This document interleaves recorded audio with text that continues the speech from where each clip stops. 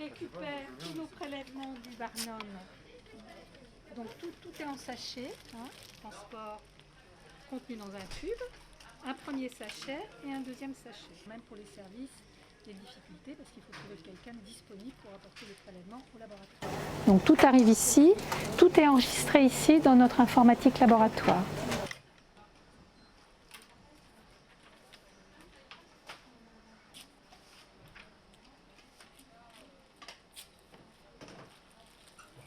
Et depuis le 15 août, on est en augmentation croissante de patients positifs.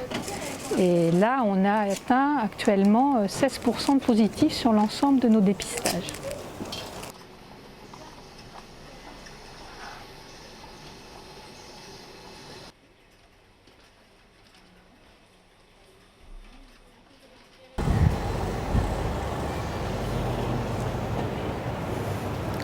Là, cette étape, c'est quoi? Donc cette étape, c'est l'étape du désensachage et de la décontamination de tous nos tubes qui arrivent ici. Survie du virus dans de bonnes conditions, puisqu'il y a des antibiotiques et également des substances pour préserver. Sur chaque tube, D'emblée, dès le mois de juillet, on a signifié sur le site de l'hôpital que nous donnions la priorité aux patients. Que pour les demandes, pour des voyages, hein, pour des raisons personnelles ou de confort, ces personnes-là, on pouvait les prendre, mais elles n'étaient pas prioritaires. Donc on a établi des plages horaires de prélèvement et j'ai demandé au Barnum de se limiter à un certain nombre de prélèvements de façon à ce qu'on n'ait pas des queues interminables et qu'on puisse gérer les prélèvements nous-mêmes sur place en essayant de répondre aux exigences qui étaient de donner un résultat dans les 24 heures.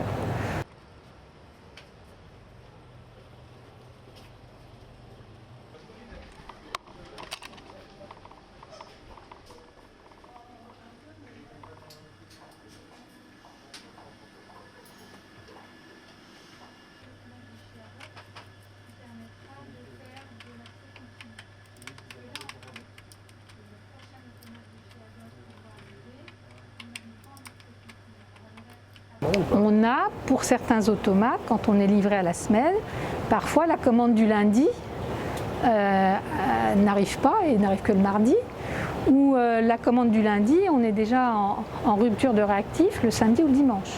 Donc c'est après contacter les fournisseurs pour essayer de voir si on ne peut pas avoir un dépannage entre les deux livraisons. Donc c'est vrai que cette situation de tension sur les réactifs nous préoccupe et rajoute du travail pour le suivi, parce que ce serait tellement plus simple d'être assuré de nos livraisons et de pouvoir avoir tout ce qu'on veut comme réactif. C'est un appareil que nous avions précédemment sur lequel nous faisions.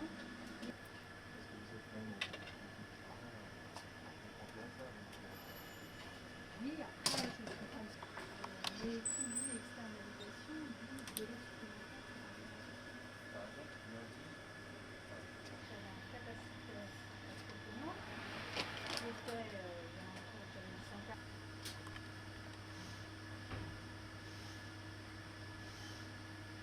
Alors je pense qu'on est dans la deuxième vague et que son acmé va être au 15 octobre.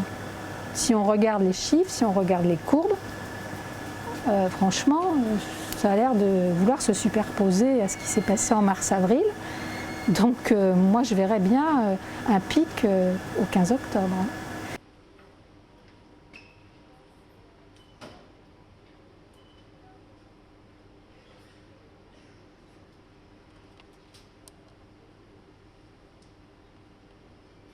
C'est de la fatigue.